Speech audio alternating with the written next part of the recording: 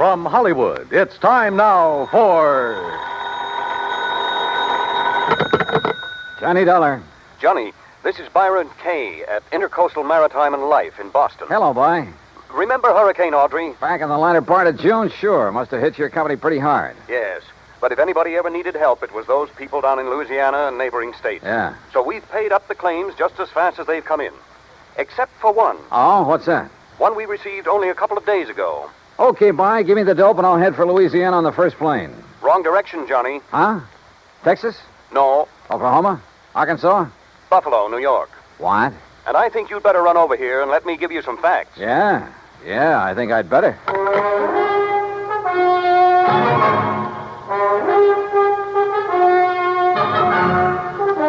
Bob Bailey in the exciting adventures of the man with the action-packed expense account. America's fabulous freelance insurance investigator. Yours truly, Johnny Dollar.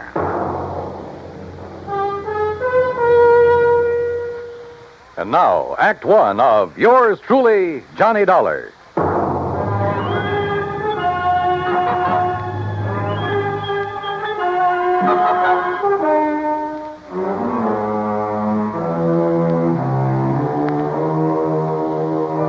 Expense account submitted by Special Investigator Johnny Dollar to the Intercoastal Maritime and Life Insurance Company, Boston, Massachusetts. Following is an account of expenses incurred during my investigation of the Charmona Matter.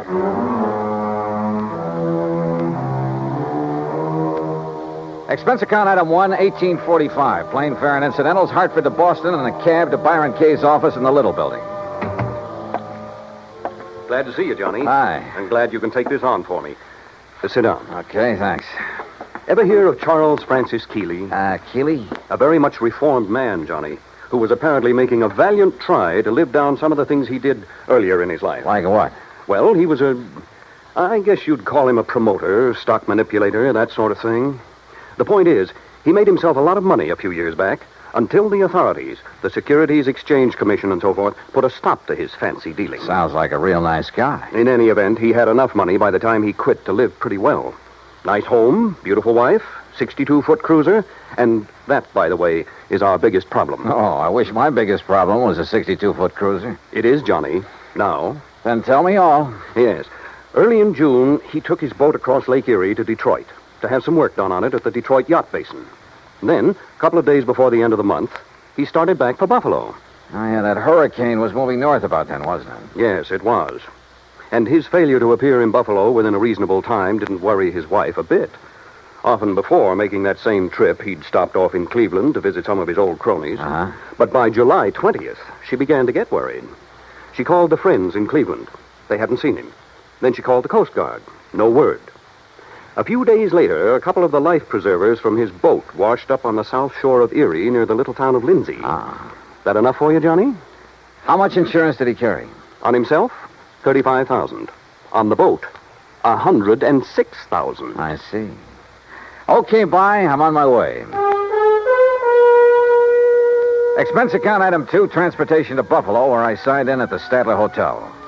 Item 3, $520 for dinner. Then taxi, that's item 4, to the Keeley home north of Delaware Park on Colvin Avenue. I don't know just what I'd expected Keeley's wife to look like. Suffice it to say, I was pleasantly surprised. She was young, tall, blonde, and beautiful, with eager, sparkling eyes and none of the signs of grief I'd anticipated. I don't know why you registered at a hotel, Johnny. May I call you, Johnny? Why, sure. Please call me Mona. May I pour you another drink? No, thanks. As I started to say, you could have stayed here. There's plenty of room, as you can see. Yes. This is a very beautiful house, Mona. Yes, but so empty now. I get terribly lonely, Johnny. Well, of course, I don't blame you. But now suppose we talk, if you don't mind, about the Johnny, thing if you have to be around for a few days, why don't you move out of that hotel and... Oh, I'm sorry. I shouldn't say that. I guess I'm sorry. It's all right. But I am lonely. Sure. Now, Mona, you realize this investigation is, it's just routine. Of course, Johnny. Now, as I understand, every effort has been made to find your husband. Of course. And to find the Charmona. Charmona? The cruiser. Oh, yes. It was a beautiful thing, Johnny. But now it's gone. And Paul. Paul? Yes, Paul Matthews was the pilot. Only he was more than that. He was very nice. Yeah. Well, now, as I... Oh, excuse me. Every time that phone rings, I hope it's some word, some news that perhaps... Well, you know. I'm not sure that I do. What? But by all means, answer it. Yes, excuse me. There was something distinctly wrong with this whole setup, that was for sure. The Coast Guard, yes. Yes, this is she. This is Mona Keeley. Perhaps Charles Keeley wasn't the only one in this family to arouse suspicion. What? Say that again. Especially now, with nearly $150,000 involved. Yes, well, how about Paul? I said, how about Paul? Then, when she finally finished with the phone call, came a couple of other surprises. Thank you. Johnny, he's all right. Huh? That was the Coast Guard. They found him. He's all right. Isn't it wonderful? That was the real surprise. Not what she said. Isn't it wonderful? Nor even the way she said it. But something deep back in her eyes that gave her away, that told me beyond the shadow of a doubt that she was lying through her teeth.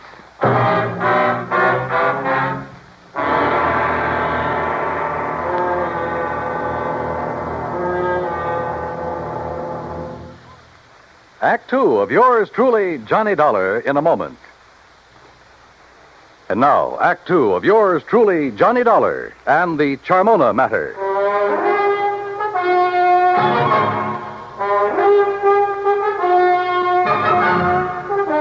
The news that her husband was still alive came as quite a surprise to Mona Keeley.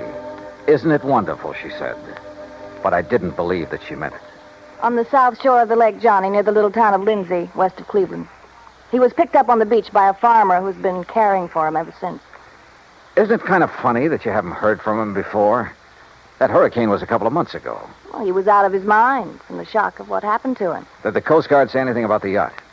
No, Johnny, I'm afraid that Charmona is at the bottom of Lake Erie. Well, where is he now? In Cleveland, in a small private hospital. Well, hadn't you better go over there and get him, bring him back here? I told the Coast Guard we would. Mona, you're not really glad that he's been found, that he's still alive, are you? No, I'm not.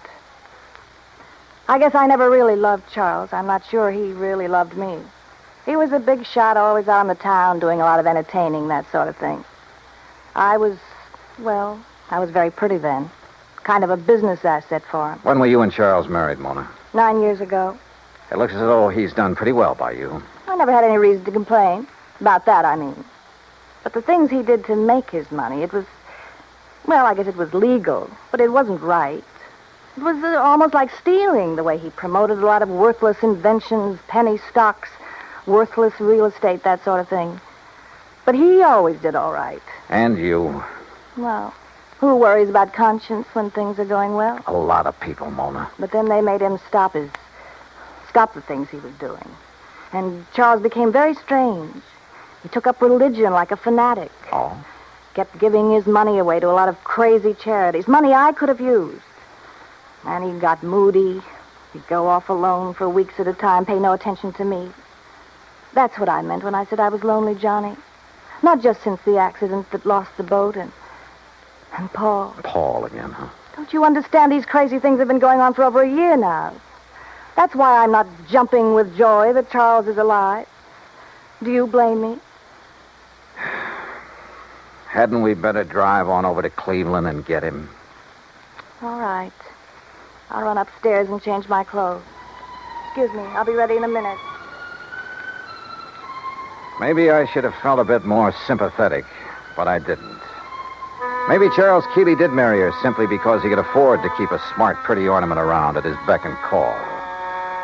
Yeah, but the chances were she'd married him solely for the things his money could buy her. She took a long time changing her clothes, which didn't surprise me, so I poured myself a drink. I glanced over some of the magazines on the coffee table. I got up and stared out of the window for want of something better to do. Wandered about the room. Wandered into the oak-paneled den. I looked over the shelves of fine books, the gun collection, and the cabinet in the corner. And almost idly, I reached out toward the leather-topped desk to shove back a slip of paper that stuck out of one of the drawers. Until I saw what it was. It was an unpaid bill, several months old, from an exclusive New York shop for some very expensive gowns.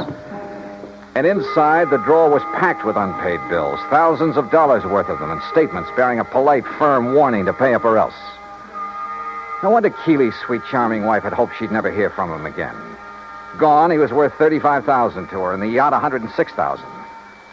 Perhaps somehow Mona Keeley had even had a hand in the wrecking of that yacht. I wondered, and I decided I didn't care much for people like this. But my meditations were suddenly interrupted by a sound from the doorway, and there she stood, a pretty little pearl-handled .25 caliber Colt in a dainty gloved hand. I'm ready, Johnny. Are you? So I see. Ready for what, Mona? I guess that depends, doesn't it?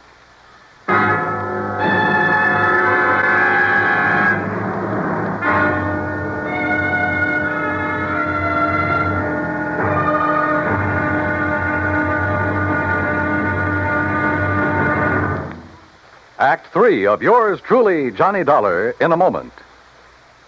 And now, Act 3 of yours truly, Johnny Dollar, and the Charmona Matter. Mona Keeley stood there in the door of the den, a .25 caliber Colt in her hand. For she'd caught me going through the drawer of a desk, through papers that showed only too clearly why the loss in a storm of a $100,000 yacht might well have been carefully planned. Why she wished that her husband had gone down with it. You shouldn't have done it, Johnny. You shouldn't have looked in that desk. Pretty good proof, isn't it, Mona, that the wreck of the Charmona was no accident. I don't know how your husband worked it and still managed to get back to shore alive. You don't know what you're talking about. But he almost didn't make it, if what you've told me is the truth. Maybe that's because he didn't anticipate that the storms from Hurricane Audrey would hit Lake Erie. Maybe it's because... Well, we'll soon find out. Will you? Yes, when we drive over to the hospital in Cleveland and talk with him, if he's really there. Oh, he's there, all right. And you and I are going for a drive, but not to Cleveland. All right, now. Oh, put that thing down, Mona. Sorry, sweetheart. That little thing in your hand is about as accurate as a slingshot. Now, why don't you... No, don't move. I still don't get it, though. Oh? What? And I'm sure you must have been in with your husband on his deliberate sinking of the yacht. If you think Charles sank it deliberately, Johnny, you're all wrong. Then I certainly don't get it. Because if... Oh, now, wait a minute. You've made a couple of cracks about... What was his name? Paul? Do you want to know the truth? Paul was the pilot for Charles, and there's been no word about him. So he must have gone down with the Charmona. That's why I'm lonely and feel the way I do. Mona, this whole thing smells worse to me every minute. He was young, and he was kind, and he loved me. I was glad when they found that Charmona had gone down, because the money for it would be mine. And I could get free of Charles, and Paul and I could... That's why I hoped Charles was gone. Yeah, another $35,000 for you. You're about the crummiest lot I've ever run into. Look at this, Mona, here on the desk. What? This solid gold table light. What about And there beside you, that expensive mirror. What are you talking about? Well, look. Why did you do that? To get this gun away from you. No, you... Oh, you... A lot of good this would have done you with the safety on. I'll kill you for this, Johnny. No, I don't think so. And I don't think the police would like it if you tried. Oh, no. Do you think they'd blame me for trying to stop you from going through the papers in my desk? For shooting you? No. Wait. I didn't mean that. I couldn't have shot you, Johnny. Johnny? Before we go, is there anything you'd like to tell me? Go? Where? Is there anything you'd like to tell me about why Charles really sank the Charmona? No. And I don't think you'll ever know how and why the Charmona went down. Want to bet? No, stay right there. Now I've got the gun, remember? Hello? What? Charlie? No. This is a friend of the family. Oh, well, this is Harry Nelson. You gave me a real start. I thought Charlie'd come back from his watery grave. He has, Mr. Nelson. What? Yes, he's in a Cleveland hospital. He's okay. Oh. Well, then I'll talk to him when he gets back. You see, I'm the man who was going to give him $98,000 for the Charmona when he got her back from Detroit. Oh? Oh, yeah, sure. But since the Coast Guard tells me she was a complete loss, well, naturally, I think I ought to have my deposit back. I'm sure you'll get it, Mr. Nelson. Yeah, okay, Mr. What did you say your name is? Bye. Who was that? Someone who threw some very interesting light on this whole matter. Come on. Where? Our little drive, remember? To Cleveland. During the 5-hour drive to Grace Hospital on the outskirts of Cleveland, I questioned her, using every trick I could, but she refused to talk. The theory that Charles Keeley had deliberately sunk his yacht had gone up in smoke. If he had a buyer for it, he wouldn't need to try to collect the insurance on it. But I still knew the whole case was anything but lily white, and hoped that Keeley could explain a few things. When we arrived at the hospital, there was a police lieutenant in Keeley's room and a stenographer. When she saw them, Mona gasped slightly and sank into a chair, to which the lieutenant promptly handcuffed her. As Charles Keeley talked, the whole case became crystal clear, and at the same time about as sordid as anything I'd ever heard. I should have realized what was up when Paul Matthews suddenly refused to make the trip back to Buffalo with me. He was my pilot, Lieutenant. I phoned the Coast Guard about him as soon as... Yes, sir. It was on the Coast Guard's tip that we ordered Paul Matthews picked up. Picked up. Then he's all right. Shut her up, Lieutenant, or get her out of here. As I started to say, they not only picked him up, but found where he bought the various parts for the little device he used. Good. Device? What are you talking about, Lieutenant? Let me tell him. Sure, go ahead, Mr. Keeley. Then this stenographer will have it all down on the record. I should have known what was up when Paul suddenly decided not to go back with me just before sailing time. You see, I've suspected for some months that he and my wife behind my back... Charles. Shut up, you rotten little... Go on, Mr. Keeley. I should have known then, but I had to get the cruiser back to Buffalo to a friend who'd offered me cash for it. Harry Nelson. Yes, enough to get me back on my feet again. And I didn't know why Paul had left me to make the trip alone until the explosion about 5 hours out. What? Yes, Mr. Dollar, up forward, where there couldn't possibly have been anything explosive. A bomb of some sort? What else, Dollar? It was luck, sheer luck, that I was sailing in close, that I'd put on a life preserver because of the storm. That was the tail end of the hurricane down south, you understand? Yes, and it was luck that she went down right off Palace Rock. Yeah, that's exactly where the Coast Guard divers found her early this morning. A hole as big as a house blown out of her front end. Yes, that storm, that hurricane may have taken a lot of lives, but it saved mine.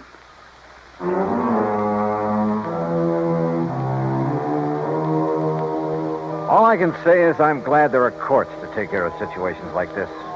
I myself would hate to have to dirty my hands any further. Yeah, it probably does take all kinds to make a world. But believe me, the world would be a lot better off without some of those kinds. The claim on the yacht, sure, it'll have to be paid. And to a man I honestly think is trying to live a decent life for a change. Expense account total, including incidentals, and the trip back to Hartford, $103.80. Yours truly, Johnny Dollar.